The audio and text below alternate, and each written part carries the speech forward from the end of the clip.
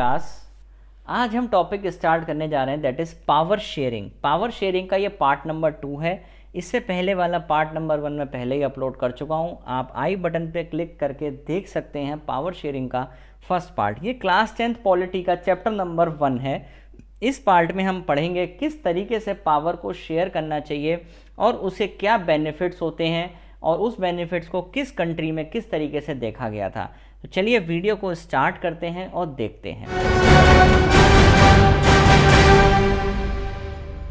अब देखिए, सबसे पहली कहानी इसमें आती है। अभी इससे पहले मैं पहले ही बोल चुका हूँ, वीडियोस अपलोड हो चुकी हैं, उसमें हमने सब डिस्कशन किए थे।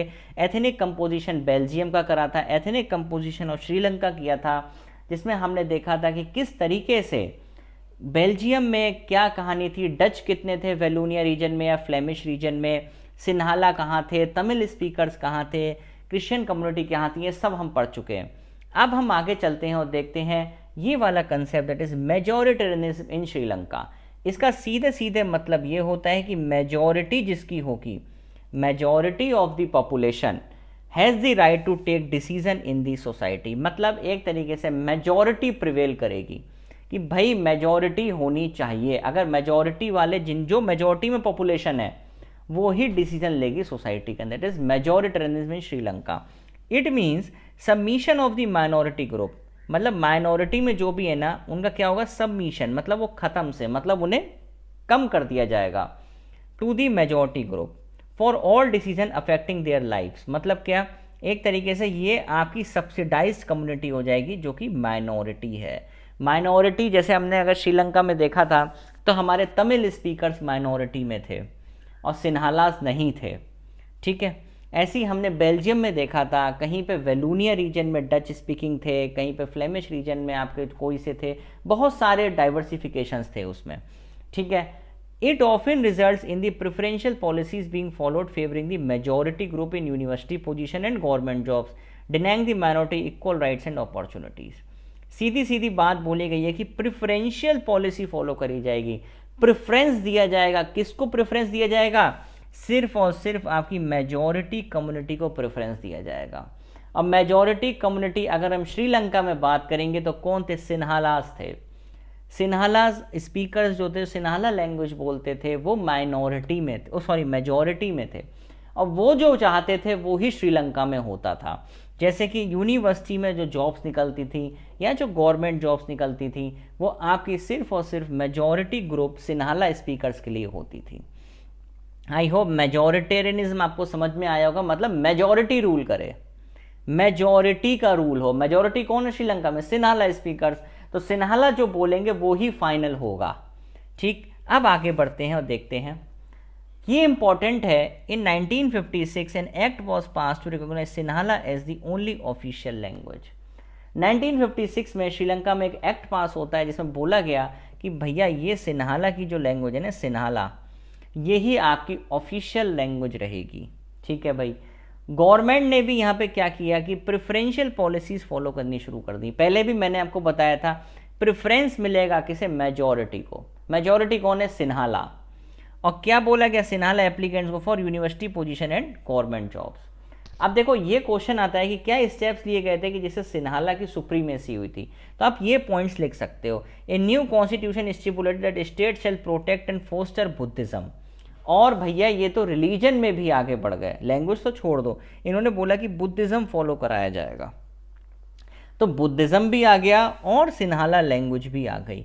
अब आप देख रहे हो दोनों चीज़ें, सिन्हाला स्पीकर, सिन्हाला मेजॉरिटी में है, मेजॉरिटी रूल करेगी, मेजॉरिटी वालों को गवर्नमेंट जॉब्स मिलेंगी, यूनिवर्सिटी में जॉब्स मिलेंगी, और सिर्फ एक ही रिलीजन होगा और उसे बढ़ावा दिया जाएगा, दैट इज़ बुद्धिज्म, ठीक है। क्योंकि सिन्हाला बुद्धिज्म में बिलीव करते थे, ठीक। अब आगे बढ़ते हैं और देखते हैं प्रॉब्लम क्या हुई श्रीलंका के अंदर। क्या प्रॉब्लम हुई? प्रॉब्लम तो बहुत बड़ी थी। प्रॉब्लम ये था कि अगर किसी भी देश में इस तरह की प्रॉब्लम आएगी तो वो बहुत बड़ी प्रॉब्लम है, ठीक। अब देखो इसमें क्या हुआ, majoritarianism has increase the feeling of alienation among Sri Lankan Tamils. Tamil वालों के अंदर जो तमिल स्पीकर्स थे उन्हें इस बात से दिक्कत होने लगी। दिक्कत क्या होने लगी कि भाई सारा का सारा रूल मेजॉरिटी कर रही थी। मेजॉरिटी कौन थे? आपके सिन्हाला स्पीकर्स। अब उन्हें लग रहा था कि हमारी तो कोई डिमांड ही नहीं है, हमारी तो कोई इस देश में इज्जत ही नहीं है, जो कॉन्स्टिट्यूशन है या गवर्नमेंट पॉलिसी है उनसे उन्हें इक्वल राइट्स नहीं मिल रहे थे। They didn't get equal rights. Equal rights जो थे, सिन्हाला को इक्वल राइट्स है ना, श्रीलंकन तमिल्स को कोई भी राइट नहीं था एक तरीके से, क्योंकि मेजॉरिटी रूल कर रही थी। मेजॉरिटी में कौन थे? Sinhala. The relation between Tamil and Sinhala strained over time. जो रिलेशन थी तमिल और सिन्हालास के बीच में वो और ख़राब होती गई और ख़राब होती गई। और श्रीलंकन तमिल्स ने क्या करा? पार्टीज़ फॉर्म करनी शुरू कर दी। ये पार्टी वो पार्टी नहीं है, यहाँ पार्टी का मतलब सीधे सीधे ये है कि पॉलिटिकल पार्टीज, एक तरीके से क्लब्स बनाने स्टार्ट कर दिए। और जो क्लब्स बनाए इन्होंने, तो उन क्लब्स में बेसिकली क्या हुआ, यहाँ पे ये बात हुई कि भाई ऐसा है, अब हम सिन्हालास की एक भी नहीं सुनेंगे, सिन्हाला की हमें कोई भी बात नहीं सुननी है, हमें सिर्फ क्या सुनना है? Tamil as the official language. जो हमारी लैंग्वेज कौन सी होगी? तमिल, वो ऑफिशियल लैंग्वेज होगी। The Sri Lankan Tamil launch parties and struggle for the recognition of Tamil as the official language. ये ऐसा चाहते थे कि तमिल हमारी ऑफिशियल लैंग्वेज बने। For regional autonomy and equality in securing education and jobs. यही स्ट्रगल थी कि एक तरफ सिन्हाला वाले कह रहे थे हमारी लैंग्वेज प्रिवेल करे, तमिल वाले कह रहे थे हमारी लैंग्वेज प्रिवेल करे। सिन्हाला मेजॉरिटी में थे, तमिल माइनॉरिटी में थे, इसलिए मेजॉरिटी रूल कर रही थी। तो वो चाहते थे कि तमिल ऑफिशियल लैंग्वेज बन जाए। ठीक, आगे जाके वो ये भी चाहने लगे कि भैया तमिल का एक अलग से स्टेट और बन जाए, कि तमिल ईलम, एक तमिल स्टेट और फॉर्म हो जाए और बन जाए in northern and the eastern part of Sri Lanka. एक आपका by 1980 several political organisation were form demanding an independent Tamil Eelam state and northern and eastern part of Sri Lanka. ठीक है, अब इन्होंने यहाँ पे स्टेट की भी डिमांड कर दी और इससे पीछे इन्होंने यहाँ पे तमिल एक ऑफिशियल लैंग्वेज हो, इन दो चीज़ों की इन्होंने डिमांड कर दी। ठीक है, अब ये क्या चाह रहे थे कि तमिल ईलम हमारा स्टेट भी बन जाए और हमारी तमिल ऑफिशियल हो जाए, पर इतना आसान नहीं था। और क्या हुआ? Civil war. सिविल वॉर मतलब ये होता है कि आपके देश के अंदर ही आप अपनों में ही आपस में लड़ रहे हो, दैट इज सिविल वॉर। और ये सिविल वॉर से क्या हुआ? बहुत ज़्यादा नुकसान पहुंचा cultural and economic life of the country को। क्यों? अच्छा, एक बात और है इसमें हमारा जो एक मेजर लीडर उभर के आया था, वो कौन था जिसने तमिल ईलम की सबसे पहले डिमांड करी थी? उसका नाम था प्रभाकरन। बुक्स में नहीं है, फिर भी पता होना चाहिए आप लोगों को। प्रभाकरन था। प्रभाकरन ने, ये 2009 में मारा गया था प्रभाकरन, और तब से ये तमिल ईलम का जो कंसेप्ट था वो ख़त्म कर दिया गया और सिन्हालास की सुप्रीमेसी बनी रही। तमिल ईलम्स इसमें हार गए थे। और ये जो हमारी बॉडी थी, ऑर्गेनाइजिंग बॉडी तमिल ईलम की, उसमें सबसे बड़ी पार्टी का नाम था LTTE, liberation of Tamil tigers Eelam. For important for NTSC, LTTE की फुल फॉर्म पता होनी चाहिए, that is liberation of Tamil tigers Eelams. ठीक है, LTTE। ठीक है, और उस समय PM थी वहाँ पे महिंद्रा राजपक्षे, तो उन्होंने 2009 में बोला कि LTTE जो आपकी तमिल की कम्युनिटी थी, उन लोगों ने वो हार गए हैं, सिन्हालास की सुप्रीमेसी है और आपके जो प्रभाकरन है वो मारे गए हैं। Thousands of people of both the communities were killed. बहुत सारे लोग मारे गए, लेकिन इसका रिजल्ट यही था कि आपके तमिल ईलम का फॉर्मेशन था वो नहीं हो पाया। ठीक, अब हम आगे चलते हैं और देखते हैं बेल्जियम में क्या हुआ। तो आई होप श्रीलंका का आपको समझ में आया होगा कि श्रीलंका में अगर पावर शेयर कर देते सिन्हालास के बीच में और तमिल स्पीकर्स के बीच में, तो ऐसा नहीं होता। लेकिन अब हम बात करेंगे बेल्जियम की, जहाँ पे बहुत अच्छे से पावर शेयर हुई, और पावर शेयर होने के साथ साथ यहाँ पे सारा इम्पैक्ट पॉजिटिव आया, जबकि श्रीलंका में यही इम्पैक्ट बहुत नेगेटिव आया। वहाँ सिविल वॉर हुआ, बहुत सारे लोग मारे गए। ठीक है, अब देखो बेल्जियम में क्या हुआ, 1790 से 1993 तक इन्होंने अपने कॉन्स्टिट्यूशन को 4 बार अमेंड किया। क्यों अमेंड किया 4-4 बार, 5-5 बार? ये पता लगाना चाह रहे थे कि बार बार दिक्कतें आ रही थी। फर्स्ट अमेंडमेंट किया, फिर दिक्कत थी, कोई पर्टिकुलर एक अच्छा सा कॉन्स्टिट्यूशन लाना चाह रहे थे कि कैसे डच और फ्रेंच कम्युनिटी आपस में मिलजुल के रहें। तो उसके लिए so as to work out an arrangement that would enable everyone to live together with the same country। भैया एक ही देश में सब लोग एक साथ रहें तो बहुत अच्छा लगेगा। तो इसमें क्वेश्चन है कि कितनी बार इन्होंने अपना कॉन्स्टिट्यूशन अमेंड किया था, दैट इज 4 टाइम्स। ठीक है। Elements of Belgian model. Belgian model, ये आपका बेल्जियम है, बेल्जियम मॉडल में इन लोगों ने क्या क्या चीजें करी। सबसे पहली इंपॉर्टेंट बात, constitution prescribes that number of Dutch and French speaking minister shall be equal. भैया डच स्पीकिंग और फ्रेंच स्पीकिंग कम्युनिटी को इक्वल कर दिया गया, एक बराबर कर दिया गया, अब कोई दिक्कत नहीं है। Many powers of the central government have been given to state government. अब सेंट्रल और स्टेट, सेंट्रल को कुछ पावर्स हैं, स्टेट को भी बहुत सारी पावर्स दे दी गई, और स्टेट गवर्नमेंट को बोल दिया गया भैया आप सबऑर्डिनेट नहीं हो सेंट्रल गवर्नमेंट के। ठीक, ये हमें याद रखना है। ब्रसल्स जो कैपिटल सिटी थी, वहां पे भी कम्युनिटीज को इक्वल रिप्रेजेंटेशन मिला। ठीक है, ये हमें ध्यान रखना है, क्योंकि ब्रसल्स में आपको पता था कि फ्रेंच वाले पावर में थे, फ्रेंच कम्युनिटी वहाँ 80% थी ब्रसल्स के अंदर, और डच 20% थे। तो जब यहाँ पे हमने देखा पूरे देश के अंदर डच और फ्रेंच बराबर हो गए, तो यहाँ पे फ्रेंच वालों ने बोला कि तुमने हमें यहाँ पे सपोर्ट करी थी, हम तुम्हें यहाँ सपोर्ट करेंगे, और तुम यहाँ पे आके एक साथ हम लोग बैठेंगे। तो डच और फ्रेंच ब्रसल्स में भी एक साथ हो गए, और यहाँ कंट्री में भी एक साथ हो गए। कितनी बढ़िया बात हुई। एक कम्युनिटी गवर्नमेंट बनाई गई।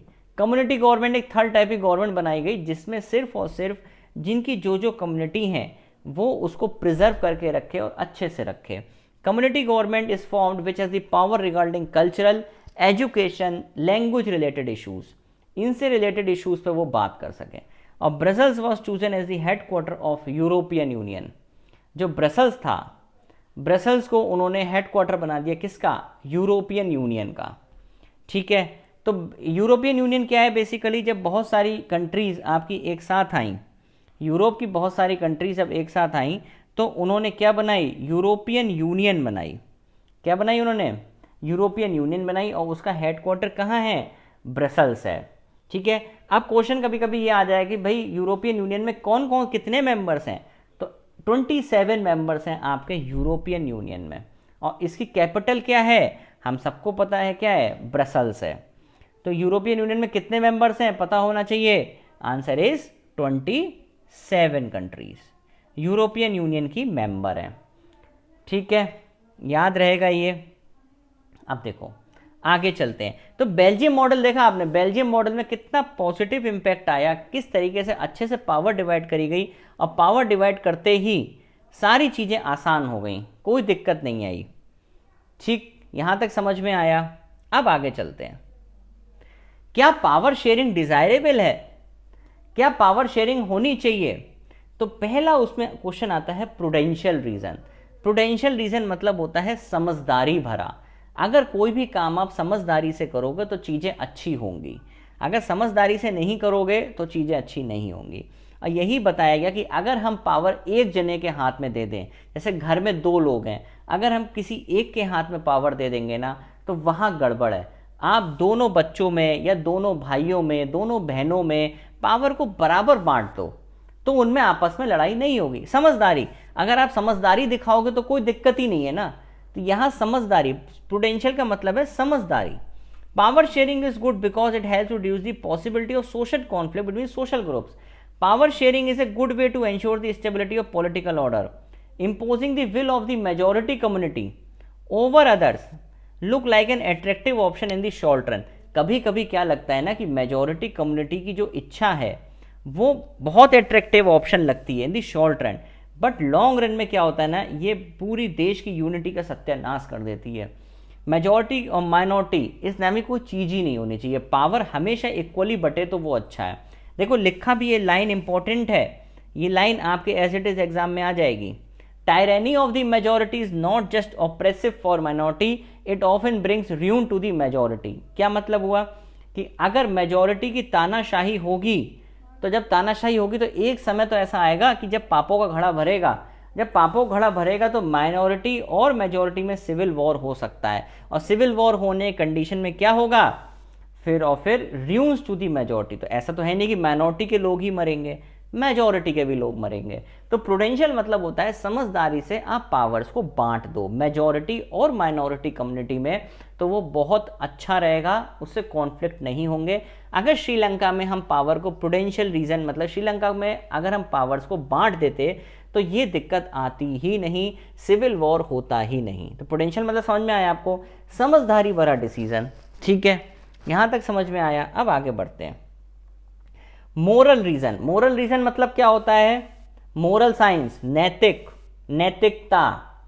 नैतिकता का मतलब क्या है कि भैया जब power sharing is the spirit of democracy, अगर कहीं पे डेमोक्रेसी है और आप बोलते हो कि आपके डेमोक्रेसी है, तो भाई आपको भी पावर शेयर करनी चाहिए। ऐसा नहीं है कि आप बोलते हो आपके डेमोक्रेसी है पर आप पावर शेयर करते नहीं, आप तो अपने पास पावर रख के बैठे हो, ये चीज गलत है। नैतिकता और ये कहती है कि आप अगर बोलते हो कि आप डेमोक्रेटिक हो तो आपको पावर बांटनी चाहिए। A democratic rule involve sharing of power, people have a right to be consulted on how they are to be govern. अब देखो मजे की बात, अगर आप बोल रहे हो कि आप डेमोक्रेटिक हो, ठीक है, लेकिन आपके यहाँ जो इलेक्शंस होते हैं वो एक तरीके से यूनिवर्सल एडल्ट फ्रेंचाइज पे होते ही नहीं हैं, तो ये सब चीज़ें होनी चाहिए। आप डेमोक्रेसी बोल रहे हो तो आपके 1% 1 वोट 1 वैल्यू होनी चाहिए, पर आपके ऐसा है नहीं। अगर आप डेमोक्रेसी के सारे फीचर्स फॉलो करते हो तो अच्छी बात है, तो आप बोलो कि आप डेमोक्रेटिक हो, तो आप पावर्स को बांटो। अगर आप डेमोक्रेसी बोलते हो बट पावर्स नहीं बांटते हो तो ये गलत है।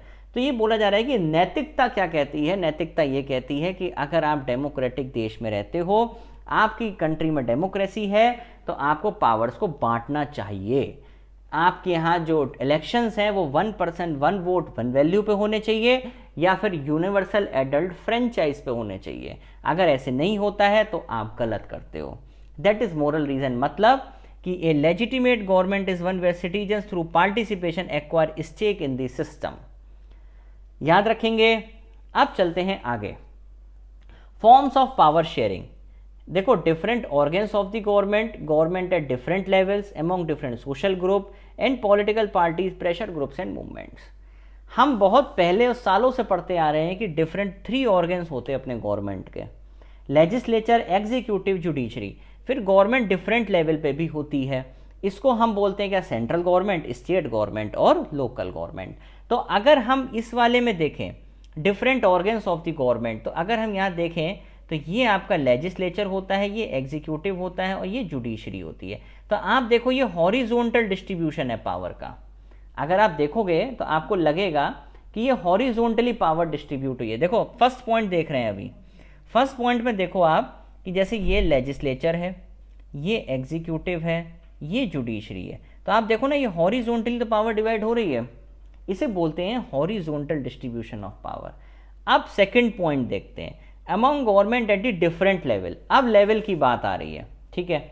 अब देखो सबसे पहले अगर हम देखें, ये रही सेंट्रल गवर्नमेंट, ये रही स्टेट गवर्नमेंट, ये रही लोकल गवर्नमेंट। अब इस सेकंड वाले पॉइंट में देख के बताओ कि यहाँ पे किस तरीके का लेवल आपको दिखाई दे रहा है। तो ये दिखाई दे रहा है आपको वर्टिकल डिवीजन ऑफ पावर, दिख रहा है ना, इसीलिए ऊपर वाले को बोलते हैं horizontal division of power, second वाले को बोलते हैं वर्टिकल डिवीजन ऑफ पावर, ठीक है। ये हो गया आपका हॉरिजॉन्टल डिवीजन ऑफ पावर, ये हो गया वर्टिकल डिवीजन ऑफ पावर। अब पहले में आगे चलते हैं, among different organs of the government. मैंने पहले ही आपको बताया लेजिस्लेचर, एग्जीक्यूटिव और जुडिशरी, इनके बीच में पावर को बांट दिया जाए, इसी को बोलते हैं हॉरिजॉन्टल डिस्ट्रीब्यूशन ऑफ पावर, जो मैं पहले बता दिया अभी। इसमें क्या होता है, जैसे मान लीजिए लेजिस्लेचर ने कोई कानून बनाया, उसको चेक करेगी जुडिशरी, उसको एग्जीक्यूट करेगा पहले एग्जीक्यूटिव और उसको चेक करेगी जुडिशरी। अगर वो लॉ सही है तो अच्छी बात है, नहीं है तो जुडिशरी उस लॉ को नल एंड वॉइड कर देगी, कैंसिल कर देगी। इसी सिस्टम को हम बोलते हैं system of checks and balances. और ये हॉरिजॉन्टल पावर में ही हो सकता है कि लेजिस्लेचर ने कानून बनाया, एग्जीक्यूटिव ने उसे एग्जीक्यूट किया और जुडिशरी ने उसे चेक किया। अगर वो चेक होने के बाद सही है तो अच्छी बात है, नहीं है तो जुडिशरी उस लॉ को कैंसिल कर देगी। तो हम कहते हैं कि पावर इसी तरीके से different organs of the government में शेयर करनी चाहिए, because it allow different organs of the government place at the same level. देखो मैंने बताया था ना same level to exercise different power, same level था ना, सेम लेवल है ना, हॉरिजॉन्टल डिस्ट्रीब्यूशन ऑफ पावर है ना, कैसे, ये रहा आपका विंग लेजिस्लेचर, ये रहे एग्जीक्यूटिव, ये रहे जुडिशरी। देखो सब सेम लेवल पे बैठे हैं लेकिन सबकी पावर्स अलग अलग हैं, ठीक है। इसी separation ensure that none of the organ can access unlimited power, इसमें से कोई भी ऐसा नहीं है जो अनलिमिटेड पावर यूज कर सके, ठीक है, कोई भी ऐसा नहीं है। इसी सिस्टम को हम क्या बोलते हैं, system of checks and balances. समझ में आया ये बात? चलो अब आगे चलते हैं। Among government at a different level, मैंने पहले बताया था सेंट्रल होगा, उसके नीचे स्टेट होगा, उसके नीचे लोकल होगा। Power can be shared among government at different levels, ठीक है। ए जनरल गवर्नमेंट जिसे हम सेंट्रल गवर्नमेंट बोलते हैं वो अपनी पूरे देश के लिए, फिर गवर्नमेंट हमारी स्टेट गवर्नमेंट, और such a general government for entire country is called federal government. अब ये जो सिस्टम है ना गवर्नमेंट का, इसे फेडरलिज्म बोलते हैं, जब पावर दो या उससे ज़्यादा लेवल्स में डिवाइड हो जाती है। और the government at the provincial और regional level are called by different name in different countries. ये हो गई स्टेट गवर्नमेंट, प्रोविंसेस और स्टेट एक ही बात होती है। इसी को बोलते हैं फेडरल डिवीजन ऑफ पावर। क्यों? क्योंकि भैया फेडरलिज्म का मतलब ही यही होता है कि पावर डिवाइड होती है बिटवीन टू और मोर लेवल्स ऑफ द गवर्नमेंट, जैसे सेंट्रल, फिर स्टेट, फिर लोकल। अब इसी को हम क्या बोलते हैं, वर्टिकल डिवीजन ऑफ पावर, जैसे सेंट्रल, फिर उसके नीचे स्टेट, उसके नीचे लोकल। आई होप यहां तक आपको समझ में आया होगा। अब भैया ये कहानी आती है सोशल ग्रुप्स। सोशल ग्रुप्स हमारे रिलीजियस बेसिस पे भी हो सकते हैं, लिंग्विस्टिक बेसिस पे भी हो सकते हैं। जैसे रिलीजियस बेसिस की अगर हम बात करें तो रिलीजियस बेसिस पे हमने देखा था कि वहाँ एक जगह सिन्हाला स्पीकर्स थे और एक जगह आपके बुद्धिज़्म फॉलो करा जा रहा था। श्रीलंका की बात करें, एक तरफ हिंदुज़्म फॉलो करा जा रहा था, एक तरफ क्रिश्चियनिटी थी। लिंग्विस्टिक ग्रुप्स की अगर हम बात करेंगे तो देखा था डच स्पीकिंग थे, फ्रेंच स्पीकिंग थे, कहीं पे सिन्हाला स्पीकर्स थे, कहीं पे आपके तमिल स्पीकर्स थे। तो हमने ये सब देखा कि इतनी ज़्यादा डाइवर्सिटी है, उसके लिए कुछ कॉन्स्टिट्यूशन और लीगल अरेंजमेंट करने चाहिए। तो भैया ये जो सोशल ग्रुप्स है ना, इसमें आपके ये सारे ग्रुप्स आ सकते हैं, प्लस भारत में एससी है, एसटी है, ओबीसी है, ये सारे ग्रुप्स को गवर्नमेंट ने प्रिविलेज देने के लिए रिजर्वेशन सिस्टम स्टार्ट किया है और हमने अपने यहाँ रिजर्व्ड कॉन्स्टिट्यूएंसीज भी बनाई हैं। इस रिजर्वेशंस में बेसिकली क्या होता है कि भाई जो वीकर सेक्शंस हैं उन्हें पहले चांस मिलता है आगे बढ़ने का, ठीक है। जैसे कि इसमें देखा गया, जैसे सोशल वीकर सेक्शंस के लोग हैं, वुमेन हैं, उन्हें इसमें जो होता है चांसेस मिलते हैं, वो आगे की तरफ बढ़ती हैं। जैसे पंचायत में भी हम वुमेन्स को रिजर्वेशन मिल गया है 1/3 सीट्स पे। धीरे धीरे रिजर्वेशंस के द्वारा हम इन लोगों का क्या कर रहे हैं, अपलिफ्टमेंट कर रहे हैं, और ये अच्छी बात है, ठीक है, कि हम पिछड़ी जाति के लोगों के लिए आगे बढ़ने की सोच रहे हैं। और इसी को बोलते हैं कि हमने पावर डिवाइड कर दी है। पावर कैसे डिवाइड करी, उन्हें जाके थोड़ा ना पावर दी है, उनके लिए हमने क्या करा, रिजर्वेशंस बनाए, उनके लिए हमने नेशनल कमीशन सेटअप किया है शेड्यूल कास्ट के लिए, national commission for schedule tribe set किया है, ओबीसी में बहुत सारी पॉलिसीज लेके आए हैं। तो हमने पावर उन्हें नहीं दे दी कि भाई तुम जाओ और रिजर्वेशन ले लो, ऊपर से पावर इन लोगों के लिए शेयर कर दी है और सबको मिलता भी है इसका बेनिफिट। तो समझ में आया सोशल ग्रुप्स। लास्ट हम चलते हैं और देखते हैं political parties, pressure groups and movements. देखो पॉलिटिकल पार्टीज की अगर हम बात करें तो पावर्स उनके पास होती है, लेकिन उन्हें पावर का इस्तेमाल कौन नहीं करने देता, प्रेशर ग्रुप्स। प्रेशर ग्रुप्स क्या होगा, जैसे ट्रेड यूनियंस, जैसे रेलवे की यूनियन, जैसे कि टेलीफोन की यूनियन, जैसे कि और बहुत सारी यूनियंस जो हमारी बेसिकली क्या करती हैं, गवर्नमेंट के ऊपर कंट्रोल लगा के रखती हैं। तो गवर्नमेंट क्या करती है, power sharing arrangement can also be seen the way political parties, pressure groups and the movements control और influence those in power. Pressure group नाम से ही क्लियर है कि भैया वो प्रेशर डालते हैं पॉलिटिकल पार्टीज पे कि आपको यही काम करना है। In the long run power is shared among different political parties that represent different ideologies. अगर हम कोलिजन गवर्नमेंट बनाते हैं और पावर में आते हैं तो interest groups also share power in government either through participation government activities और bringing influence in the decision making process. अब यहाँ पे क्या है कि भाई पावर हमने मान लो पॉलिटिकल पार्टीज में बांट दी, पॉलिटिकल पार्टीज लैम्पलाइट में आई, इलेक्शन जीत गई, बन गई। अब उन्होंने क्या करा, पावर अपने पास रख ली। तो उसमें प्रेशर ग्रुप लैम्पलाइट में आ जाते हैं कि भाई आपको ये काम करना है, आपको ये काम करना ही है। वो दबाव बनाते हैं सरकार पे, फिर सरकार को वो काम करना पड़ता है। तो इससे अच्छा ये है कि पावर्स पॉलिटिकल पार्टीज पे भी हो, प्रेशर ग्रुप्स पे भी हो, तो उससे कोई दिक्कत नहीं आती। और अगर हम कोलिजन गवर्नमेंट बनाते हैं तो पावर ऑब्वियस सी बात है कि सबके पास आ गई। If parties form alliance they form A coalition government and share power. Interest groups also share power in government आए थ्रू पार्टिसिपेशन गवर्नमेंट एक्टिविटी और bringing influence in the decision making process. तो यहाँ ये बताया जा रहा है कि पॉलिटिकल पार्टीज हुई, प्रेशर ग्रुप्स हुए, इनके बीच में भी पावर शेयर होनी चाहिए। आई होप आपको वीडियोस पसंद आया होगा, तो वीडियो को लाइक करें, शेयर जरूर करें, सब्सक्राइब करें, हंसते रहें और इसी तरह पढ़ाई को एंजॉय करते रहें। और अब ये आपकी chapter number 1 power sharing complete हो चुका है। इसकी फिर मैं रिपीट करूँगा, मैंने इसकी फर्स्ट पार्ट जो है पहले ही अपलोड कर दिया है, तो वो आप देखिएगा। Okay, thank you class.